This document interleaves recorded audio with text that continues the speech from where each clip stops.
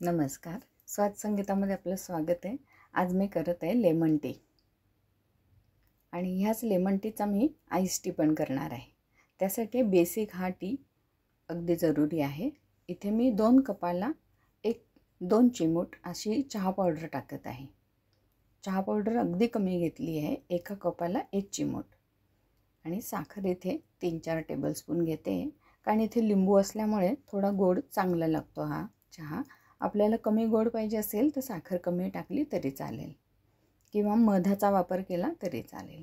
चहा उकळून झालेला आहे. त्यानंतर ही अशी अर्धी लिंबाची फोड मी यामध्ये पिळून घेत आहे. आता मी गॅस पण बंद केलेला आहे.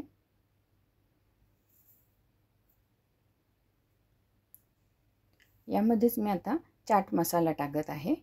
चाट मसाला ऑप्शनल आहे. आपल्याला आवडत असेल तर टाका, नाहीतर नाही टाकला तरी चालेल. पण अशा प्रकारे एकदा करून पिऊन बघा, छान लागतो असा चहा.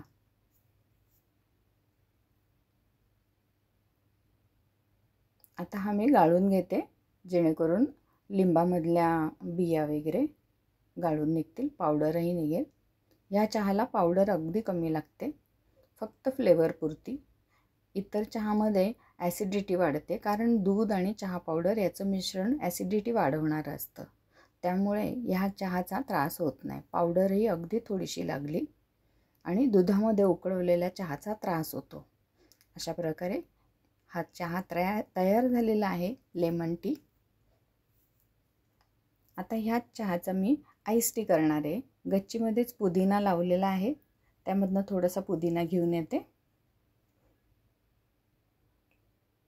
कुंडीत लावल्यामुळे कधीही ताजा असा पुदिना मिळतो. छान कोवळी अशी पानं फुटलेली आहे. उन्हाळा जरी आहे तरी अगदी छान हिरवागार आहे. पुदिना, कढीपत्ता हे मी नेहमी ठेवतेच गच्चीमध्ये, ताजाच असतो.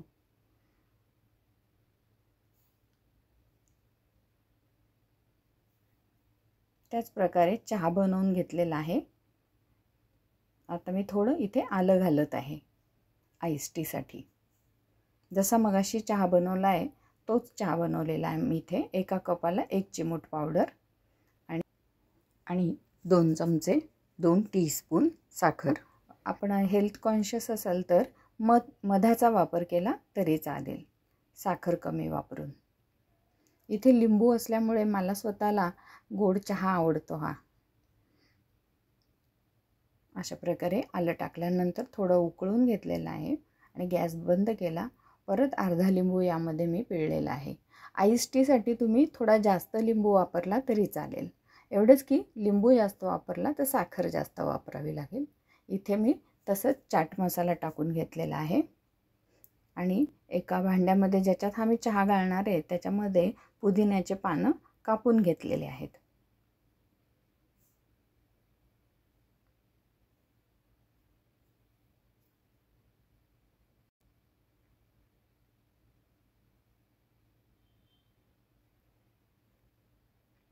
आता हा चहा यामध्ये गार करून घेऊ थोडा, कारण हा आईस टी आहे.